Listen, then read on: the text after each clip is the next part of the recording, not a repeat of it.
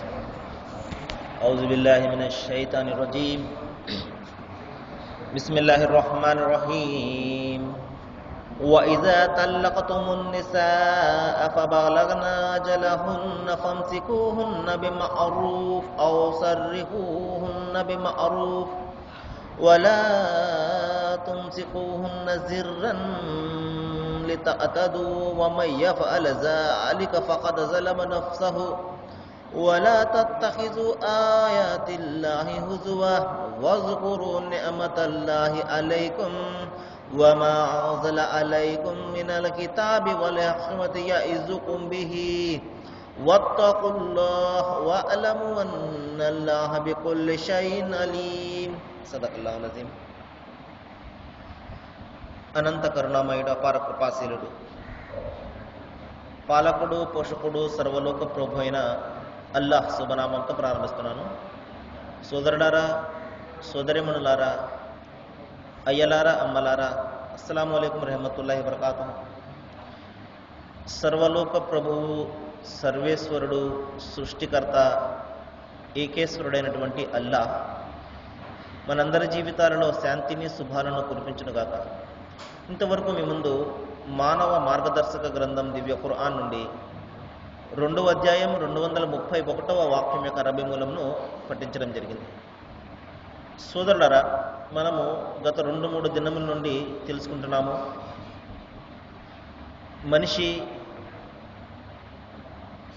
తన భార్యతో ఏదైనా పొరపచ్చులు వచ్చినప్పుడు, విడిపోయే సందర్భంలో, ఆ విడాకుల సందర్భంలో పాటించవలసినటువంటి నియమాలేంటి, నిబంధనలు ఏంటి, ఇవన్నీ కూడా మనము గత 2 రోజుల నుండి 3 రోజుల నుండి తెలుసుకుంటున్నాము. సాధ్యమైనంత వరకు ఈ బంధాన్ని ఏమాత్రం కూడా విడిపోకుండా చూడడమే దైవం యొక్క ఉద్దేశ్యం. అందుకనే అనేక రకాల పద్ధతులను దైవం చెప్పడం జరిగింది. ఈ పద్ధతులను మనం పాటించినట్లయితే ఎంత మాత్రం కూడా విడిపోయే అవకాశం ఉండదు. ఆ తర్వాత ఇక్కడ మనకు సూచిస్తున్నటువంటి మాట ఏమిటంటే, మీరు మీ స్త్రీలకు విడాకులు ఇచ్చినప్పుడు వారి కొరకు నిర్ణయింపబడిన గడువు దగ్గర పడగానే, అంటే 3 నెలల పాటు ఒకే ఇంటిలో వారు తమ జీవితాన్ని గడపవలసి ఉంటుంది. అటువంటి సందర్భంలో ఆ భర్త తన భార్యకు అన్ని రకాల వసతులను కల్పించవలసి ఉంటుంది.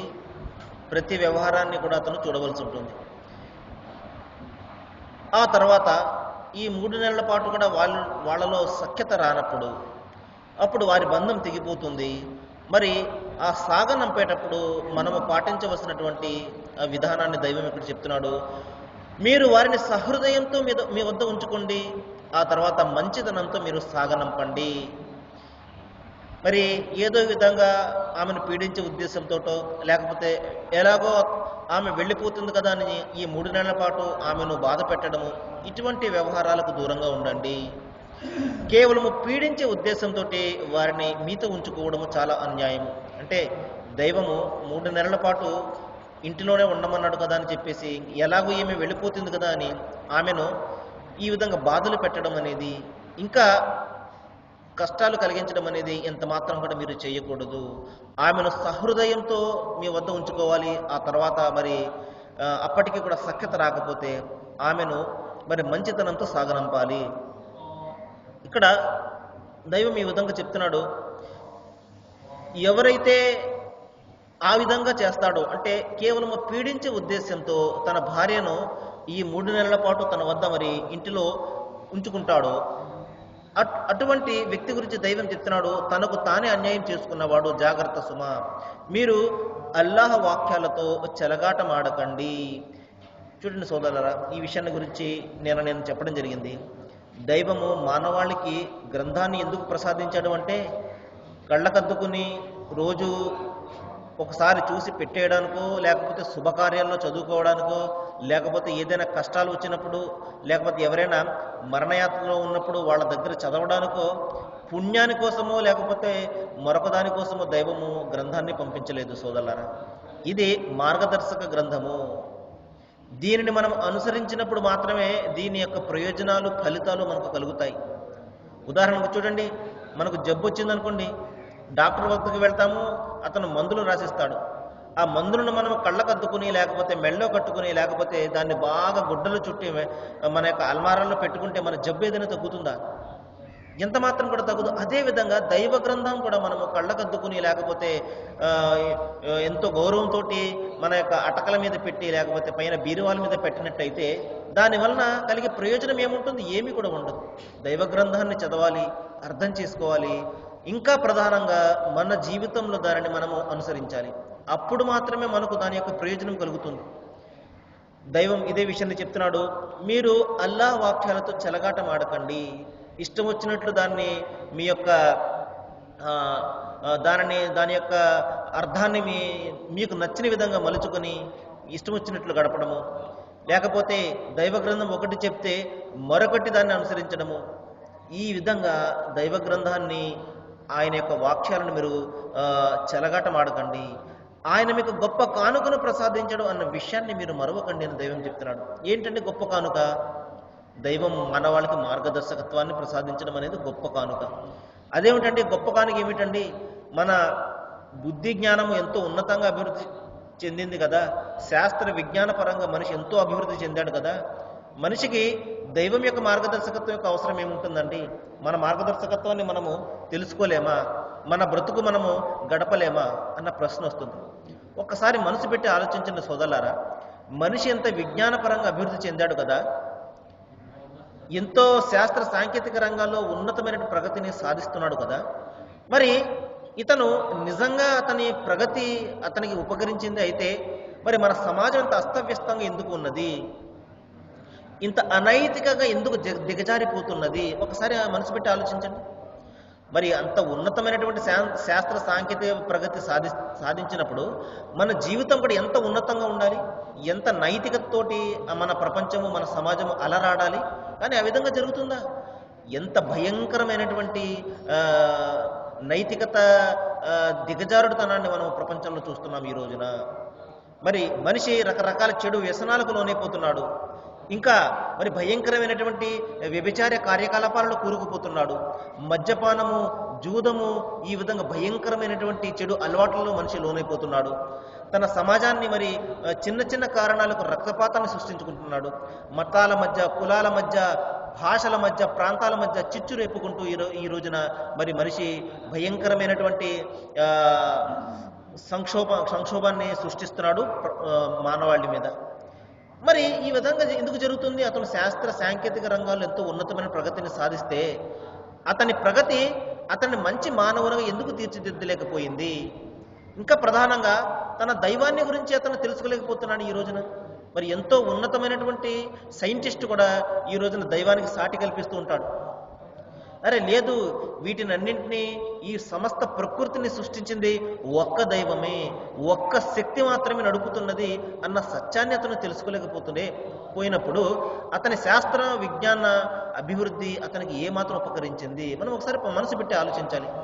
కాబట్టి మన విజ్ఞానము మన దైవాన్ని తెలుసుకోవడానికి ఉపయోగపడలేదు. మన విజ్ఞానము ఒక మంచి మనిషిగా మనను మార్చలేకపోయింది. మన విజ్ఞానము మన సమాజాన్ని ఒక నైతికబద్ధమైనటువంటి సమాజంగా మార్చలేకపోయింది. మన విజ్ఞానము మన స్వయంగా మన జీవితాన్ని మార్చలేకపోయింది. మన తల్లిదండ్రుల యొక్క హక్కులను గుర్తించడానికి అది ఉపకరించలేకపోయింది. సాటి మానవుల యొక్క హక్కులను గుర్తించడానికి ఉపయోగించలేకపోయింది. ఈ విధంగా జరిగినప్పుడు అతని విజ్ఞానము, అతని శాస్త్ర పరిజ్ఞానము ఎందుకు అని చెప్పేసి మనం ఒకసారి మనలో ప్రశ్నించుకోవాలి. ఎందుకంటే సోదరులారా, మనిషి యొక్క విజ్ఞానము పరిమితం మాత్రమే. బలహీనమైనటువంటి బలహీనతలతో కూడినటువంటి విజ్ఞానం అతనిది. అందుకనే మనిషి ఎన్ని రకాల చట్టాలు చేసుకుంటున్నప్పటికీ కూడా అతనికి ఆ చట్టాలు శాంతిని ఇవ్వలేకపోతున్నాయి. కాబట్టి తప్పనిసరిగా మనిషికి దైవ మార్గదర్శకత్వము అవసరము. ఎందుకంటే పుట్టించిన వానికే మన లోటుపాట్లు తెలుస్తాయి, మన బలహీనతలు తెలుస్తాయి. కాబట్టి దైవము మనిషిని పుట్టించి ఆ తర్వాత అతను ఏమి చేయాలో ఏమి చేయకూడదో మరి అతనికి మార్గదర్శకత్వాన్ని కూడా ప్రసాదించాడు. కాబట్టి తప్పనిసరిగా మనిషి ఇహపరలోకాల సాఫల్యం కోసము దైవ మార్గదర్శకత్వం మీద ఆధారపడాలి. కాబట్టి దైవము మరి అంతిమంగా మన మానవాళి అందరి కోసము సమస్త మానవజాతి కోసం. అందులో ముస్లింలే కాదు, హైందవ సోదరులు, క్రైస్తవ సోదరులు, సిక్కు సోదరులు, జైను సోదరులు, మరి సమస్త మానవాళి కూడా అందులో కలిసి ఉన్నారు. వారి అందరి కోసము దైవము చివరిగా మరి ఒక మార్గదర్శకత్వాన్ని పంపించాడు. దాని పేరే అంతిమ దైవ గ్రంథము ఖురాన్. మరి ఖురాన్ పంపిస్తే అనుసరించలేరేమో అని మరి ఒక ప్రవక్తను కూడా మన వద్దకు పంపాడు. ఆ ప్రవక్త ఖురాన్ అనుసరించి మనకు చూపించడం జరిగింది. మీరు ఈ విధంగా దీన్ని అనుసరించండి, మీరు ఈ విధంగా దైవాన్ని ఆరాధించండి. ఈ విధంగా ప్రవక్త ముహమ్మద్ వారిని దైవం మనకు పంపించి మరి ఈ మార్గదర్శకత్వాన్ని సంపూర్ణం చేయడం జరిగింది. కాబట్టి అంతిమ దైవ గ్రంథము, ప్రవక్త యొక్క ఆచరణ, ప్రవక్త ముహమ్మద్ సల్లల్లాహు అలైహి వసల్లం యొక్క ఆచరణ, ఈ రెండు కలిస్తేనే సంపూర్ణమైనటువంటి మార్గదర్శకత్వం అవుతుంది. ఆ విషయాన్ని ఇక్కడ చెప్తున్నాడు. మీకు గొప్ప కానుకను ప్రసాదించాడు. ఒకవేళ మనకు దైవం ఈ గ్రంథాన్ని పంపలేకపోతే దైవాన్ని మనం ఏ విధంగా ఆరాధించాలో మనకు తెలిసేది కాదు. మరి మన సమాజాన్ని ఏ విధంగా మనం బాగుపరుచుకోవాలో మనకు తెలిసేది కాదు. ఈ విధంగా మన సాఫల్యము ఏ విధంగా మనం సాధించాలో మనకు తెలిసేది కాదు. కానీ దైవము మరి మహా గొప్ప కానుకను ప్రసాదించాడు. మరి ఈ కానుకను మీరు గౌరవించండి అంటున్నాడు. దైవం ప్రసాదించినటువంటి గ్రంథాన్ని మీరు గౌరవించండి. ఏ విధంగా అండి గౌరవించడము? ఈ విధంగా మనము కళ్ళకద్దుకుని మరి అల్మారాల పైన పెట్టుకోవడము, శుభకార్యాల్లో దీన్ని ఉపయోగించడము, ఇది గౌరవమా? ఎంత మాత్రం కూడా కాదు సోదరులారా. దీని పట్ల నిజమైనటువంటి గౌరవం ఏమిటంటే దీనిని మనం అధ్యయనం చేయాలి, ఇందులో ఉన్నటువంటి వాక్యాలను పరిశీలించాలి, పరిశోధించాలి, మరి తెలియని వారికి చెప్పాలి, మనము స్వయంగా మన జీవితంలో అనుసరించాలి, మరి ఇతరులను కూడా మనము దీనిని అనుసరింప చేయాలి. అది నిజమైనటువంటి గౌరవం అన్నమాట మనము గ్రంథానికి ఇచ్చేది. ఆ తర్వాత చివరిగా దైవం చెప్తున్నాడు, మీరు ఆయనకు భయపడండి, ఆయనకు మాత్రమే భయపడండి. కాబట్టి దైవం ఒక్కనికి మాత్రమే భయపడడం అనేది ఆయన హక్కు, మన బాధ్యత. కాబట్టి మనము సాటి మనుషులకు భయపడకూడదు, ఇంకా మనకంటే తక్కువైనటువంటి జీవజాలానికి మనము భయపడకూడదు. భయం అంటే ఏమిటండి? మనం ఎవరినైతే దైవాలుగా భావించి ఆరాధిస్తున్నామో దాని అర్థం ఏమిటంటే మనం ఆయనకు భయపడుతున్నాం అన్నమాట. కాబట్టి ఈ విధంగా దైవానికి సమానులుగా మనం ఎవరినైతే ఆరాధిస్తున్నామో వారికి భయపడకూడదు, ఎందుకంటే వారు కూడా మనలాంటి దైవదాసులే. కాబట్టి మనము స్వయంగా మన చేతులతో సృష్టించుకున్నటువంటి వాళ్లకు మనము భయపడకూడదు. మన అందరినీ పుట్టించినటువంటి ఆ సృష్టికర్త అయినటువంటి అల్లాహకు, ఆ సర్వేశ్వరునికి, ఆ యెహోవాకు మాత్రమే మనిషి భయపడవలసి ఉంటుంది. ఆ తర్వాత సోదరులారా, కొద్దిసేపు మనము మరి మన దుస్తులకు సంబంధించినటువంటి విషయాల గురించి మనము తెలుసుకుంటున్నాము. దీని గురించి మరికొన్ని విషయాలు ఈ రోజున మనము తెలుసుకుందాము. ప్రవక్త ముహమ్మద్ సల్లల్లాహు అలైహి వసల్లం వారు చెప్పడం జరిగింది,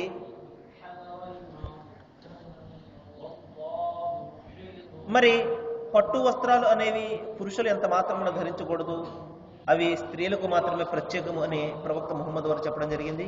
ఇంకా మరి దేహాన్ని బహిర్గతపరిచే మరి ఉల్లిపొర లాంటి దుస్తులు ధరించకండి. దుస్తులు అనేవి మనిషి శరీరాన్ని కప్పాలి, మనిషి బాహ్యాన్ని కప్పాలి అని ప్రవక్త వారు సూచించడం జరిగింది. ఇంకా ఇంకొక సందర్భంలో ప్రవక్త ముహమ్మద్ సల్లల్లాహు అలైహి వసల్లం వారు చెప్పారు, ఏ స్త్రీలైతే దుస్తులను ధరించి నగ్నంగా తిరుగుతుంటారో, చూడండి, నగ్నత్వాన్ని కప్పేదే దుస్తులు. ఆ దుస్తులు కూడా మరి నగ్నత్వాన్ని బహిర్గతం చేస్తుంటే ఆ దుస్తుల యొక్క ప్రయోజనం ఏముందో ఒకసారి ఆలోచించండి. ప్రవక్త వారు చెప్పారు, ఏ స్త్రీ అయితే మరి ఇటువంటి దుస్తులు ధరిస్తుంటుందో, అదేవిధంగా ఇతరులను ఆకర్షిస్తూ ఉంటుందో, ఇంకా తాము కూడా ఇతరుల చేత ఆకర్షింపబడుతూ ఉంటుందో, మరి వీరి తలలు గర్వంగా నడిచే ఒంటెల మూపురలాగా మరి వంకరగా మారిపోతాయి అని చెప్పేసి ప్రవక్త వారు ప్రళయ దినాన్న వారికి ఎదురయ్యే శిక్షణ గురించి చెప్పడం జరుగుతుంది. వీరు ఎంత మాత్రం కూడా స్వర్గంలో ప్రవేశించలేరు. స్వర్గం ప్రవేశించడం తర్వాత సంగతి, స్వర్గం యొక్క సువాసనను కూడా వీరు ఆగ్రహించలేరు. ఎవరండి? ఎవరైతే నగ్నత్వాన్ని పడే విధంగా దుస్తులను ధరిస్తారో, ఎవరైతే ఇతరులను ఆకర్షించే నిమిత్తము ఆకర్షణీయమైనటువంటి అలంకరణలు చేసుకుంటుంటారో, తాము ఆకర్షిస్తూ ఉంటారు, ఇతరుల చేత ఆకర్షింపబడుతూ ఉంటారు, ఇటువంటి స్త్రీ పురుషులు ఇరువురిని కూడా ప్రవక్త ముహమ్మద్ వారు మరి హెచ్చరించడం జరిగింది, వీరు ఎంత మాత్రం కూడా స్వర్గం యొక్క సువాసనను ఆగ్రహించలేరు అని. కాబట్టి సోదరులారా, మనము చాలా జాగ్రత్తగా మన దుస్తులను గురించి కేవలం ఏదో ఒకటి వేసేసుకున్నాము అన్నది కాదు. దుస్తులు మన యొక్క హుందాతనాన్ని బయట పెట్టాలి. కాబట్టి మన గౌరవాన్ని ఇనుమడింప చేయాలి. ఇంకా ఇంకా పెంచే విధంగా మన దుస్తులు ఉండాలి తప్పించి అసహ్యంగా మరి ఈ విధంగా ఉండకూడదు, ఆకర్షించే విధంగా ఉండకూడదు. ఈ విషయాన్ని మనము జ్ఞాపకం పెట్టుకోవాలి. ప్రవక్త వారు చెప్పారు, తన యొక్క భార్యను ఒకసారి, స్త్రీ యవ్వనవతి అయిన పిదప ఆమె ముఖము చేతులు తప్ప శరీరంలో ఏ భాగం కూడా కనపడడం ధర్మసమ్మతం కాదు అన్నారు. ఈ విధంగా బహిర్గతపరచడం అనేది అందచందాలను ఆమెకు ధర్మసమ్మతం కాదు. ఎందుకంటే ఆమె అందచందాల మీద ఆమె భర్తకు మాత్రమే హక్కు ఉంటుంది. మిగతా వాళ్లకు ఏ మాత్రం కూడా అధికారం ఉండదు. కాబట్టి ఆమె యవ్వనవతి అయిన తర్వాత ఆమె యొక్క అందచందాలను ఎంత మాత్రం కూడా ఆమె బహిర్గతపరచరాదు అని చెప్పేసి ప్రవక్త వారు చెప్పడం జరిగింది. ఆ తర్వాత మరొక సందర్భంలో మరొక విషయాన్ని గురించి ప్రవక్త వారు చెప్తున్నారు, మీరు ఒక పాదరక్షనే వేసుకుని తిరగకండి. అదేవిధంగా లుంగి ధరిస్తున్నప్పుడు మోకాలి మీద కూర్చోకండి. ఎందుకంటే ఈ విధంగా సరైన స్థితిలో కూర్చొని కారణంగా లోపలి శరీర భాగాలు కనిపించే అవకాశం, బయటకు పడే అవకాశం ఉంటుంది. కాబట్టి చాలా జాగ్రత్తగా కూర్చోండి అని ప్రవక్త వారు చెప్పడం జరిగింది. మనము చాలా మందిని చూస్తుంటాము, పరధ్యానంగా కూర్చుంటుంటారు. ఈ విధంగా అంటే వేసుకున్నటువంటి దుస్తులు ఎటువంటి స్థితిలో ఉన్నాయి కూడా గమనించకుండా మరి కూర్చుంటుంటారు. స్త్రీలు కానివ్వండి, పురుషులు కానివ్వండి. మనము నలుగురిలో ఉన్నప్పుడు చాలా జాగ్రత్తగా మసులుకోవాల్సి ఉంటుంది. ఏదైనా దుస్తులు అటు ఇటు చెరిగాయేమో అని చాలా జాగ్రత్తగా మనం పరిసరాలను గమనించి మనము మన యొక్క వ్యవహారాలను చూడవలసి ఉంటుంది. ఎందుకంటే అందరి కళ్ళు కూడా మన మీద ఉంటాయి కాబట్టి చాలా జాగ్రత్తగా మనము వ్యవహరించవలసి ఉంటుంది. ఇంకా ప్రవక్త వారు చెప్పారు, మీరు ధారణలో స్త్రీ పురుషులు ఇరువురు కూడా ఒకరిని ఒకరు అనుసరించకండి అన్నారు. సోదరులారా, చాలా ప్రధానమైనటువంటి మాటను ప్రవక్త ముహమ్మద్ సల్లల్లాహు అలైహి వసల్లం ఇక్కడ సెలవిస్తున్నారు. చూడండి, ఎవరైతే స్త్రీ లాంటి వేషధారణను చేసుకుంటారో పురుషులు, ఏ స్త్రీ అయితే పురుషులు లాంటి వేషధారణ చేసుకుంటుందో ఆ స్త్రీని దైవము శపించాడు అని చెప్పేసి ప్రవక్త వారు చెప్పడం జరిగింది. ఈ రోజున మనం చూస్తున్నాము, పురుషులు ధరించే బట్టలు స్త్రీలు ధరిస్తుంటారు, స్త్రీలు ధరించే బట్టలు పురుషులు ధరిస్తుంటారు. స్త్రీల మాదిరిగా పురుషులు అలంకరించుకుంటుంటారు, పురుషుల మాదిరిగా స్త్రీలు అలంకరించుకుంటుంటారు. ఒక్కొక్కసారి మనకు తెలియదు ఈమె స్త్రీయా పురుషుడా అని చెప్పేసి. అంత భయంకరంగా మన ప్రపంచము, మన సమాజం ఈ రోజున మారిపోయింది. చూడండి, ఈ విధంగా మరి జడ వేసుకోవడం అనేది, ఈ విధంగా జుట్టును పెంచడం అనేది స్త్రీల యొక్క లక్షణము. కానీ పురుషులు కూడా ఆ విధంగా చేస్తున్నారు. ఈ విధంగా మరి చెవికి కమ్మలు పెట్టుకోవడం అనేది స్త్రీల యొక్క అలంకరణ, అది ఈ రోజున పురుషులు ధరిస్తున్నారు. చూడండి ఏ విధంగా మన ప్రపంచం మారిపోతుంది. ఎందుకంటే నిన్న చెప్పడం జరిగింది, ఒక తండ్రి తన బిడ్డకు ఇచ్చే ఉత్తమమైనటువంటి సంపద ఏమిటంటే నైతికమైనటువంటి విద్యాబుద్ధులు.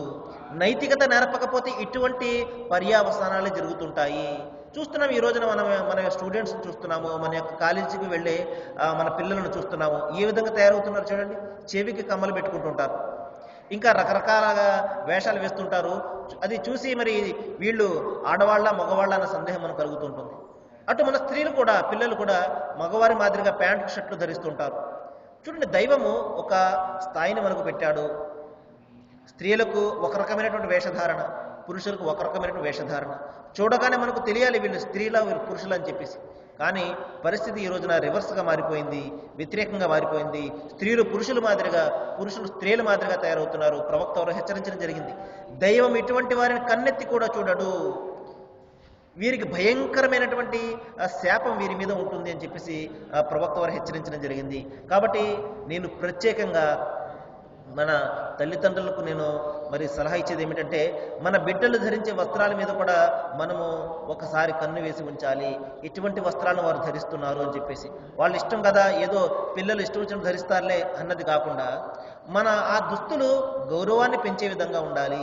ఈ విధంగా మన బిడ్డ ఈ విధంగా తిరుగుతూ నలుగురిలో కూడా ఇదేంటి ఈ విధమైనటువంటి దుస్తులు ధరిస్తున్నాడు అని వాళ్ళు అనుకున్నారనుకోండి, వాళ్ళు తమ తల్లిదండ్రులని అనుకుంటుంటారు, వీళ్ళ తల్లిదండ్రులు వీళ్ళని ఈ విధంగా పెంచారు కాబట్టి ఈ విధంగా తయారయ్యారు అని చెప్పేసి. కాబట్టి తల్లిదండ్రుల మీద చాలా బాధ్యత ఉంటుంది.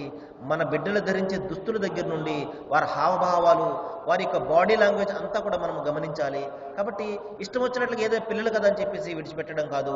ఈ విధంగా పురుషులు స్త్రీల మాదిరిగా, స్త్రీలు పురుషుల మాదిరిగా ఈ విధమైనటువంటి దుస్తులు ధరించకుండా మనము చాలా జాగ్రత్తగా వారిని మరి పర్యవేక్షించవలసి ఉంటుంది. ఆ తర్వాత ఇంకొక విషయాన్ని చెప్పి నేను ముగిస్తాను. మరి ప్రవక్త సల్లల్లాహు అలైహి వారి యొక్క భార్య ప్రవక్త వారిని ఒక విషయం అడిగింది. అదేమిటంటే పురుషులు ధరిస్తుంది అనగానే ప్రవక్త ముహమ్మద్ సల్లల్లాహు అలైహి వారు ఈ విధంగా చెప్పారు, ఎవరైతే పురుషులను అవ్వాలని ప్రయత్నించే స్త్రీల మీద మరి దైవం యొక్క అభిశాపం ఉంటుంది అన్నారు. మనం చాలా మందిని చూస్తుంటాము, పురుషుల మాదిరిగా స్త్రీలు అనుకరిస్తుంటారు, స్త్రీల మాదిరిగా పురుషులు అనుకరిస్తుంటారు. ఈ విధంగా ఈ అనుకరణ అనేది, ఈ విధంగా ఇమిటేషన్ అనేది ఎంత మాత్రం కూడా చేయకూడదు. ఎందుకంటే దైవం ఎవరిని ఏ విధంగా పుట్టించాడో ఆ విధమైనటువంటి పనులు ఆ విధంగా చేయవలసి ఉంటుంది, ఆ విధమైనటువంటి జీవితాన్ని గడపవలసి ఉంటుంది. కానీ ఒకరిని ఒకరు అనుసరించడం అనేది అది ఎంత మాత్రం కూడా చేయకూడదు. కాబట్టి పురుషులు పురుషుల మాదిరిగా ఉండాలి, స్త్రీలు స్త్రీల మాదిరిగా ఉండాలి. ఒకరిని చూసి ఒకరు అనుకరించడం అనేది ఎంత మాత్రం కూడా చేయకూడనటువంటి పని. ఈ విషయాన్ని మనం గమనించాలి. ఈ విధంగా ప్రతి అంశాన్ని కూడా దైవం వివరించి చెప్తున్నాడు. ఎందుకంటే మన జీవితము బాగా ఉండాలి, నైతికబద్ధంగా ఉండాలి. ఒక వ్యక్తి జీవితము నైతికబద్ధంగా ఉంటే సమాజం అంతా కూడా నైతికబద్ధంగా ఉంటుంది. ఎందుకంటే సమాజం అనేది వ్యక్తులతో కూడి ఉన్నటువంటి వ్యవస్థ కాబట్టి సమాజం వేరు, మనిషి వేరు కాదు. మనుషుల యొక్క సమూహమే సమాజము. మనము నైతికంగా ఉంటే సమాజం కూడా నైతికంగా ఉంటుంది. మన బిడ్డలు నైతికంగా ఉంటే మంచి సమాజము ఉనికిలోనికి వస్తుంది. దైవం మీకు నాకు మనందరికీ కూడా ఏ విషయాలైతే మనం ఇప్పుడు వింటున్నామో వీటిని మనం బాగా ఆలోచన చేసి మన జీవితంలో వీటిని మనం అనుసరించే విధంగా దైవము మనందరికీ కూడా జ్ఞానాన్ని ప్రసాదించాలని నేను వేడుకుంటూ ముగిస్తున్నాను. ఆఖిరు దవ్వానా అనిల్ హమ్దులిల్లాహి రబ్బిల్ ఆలమీన్. అస్సలాము అలైకుం.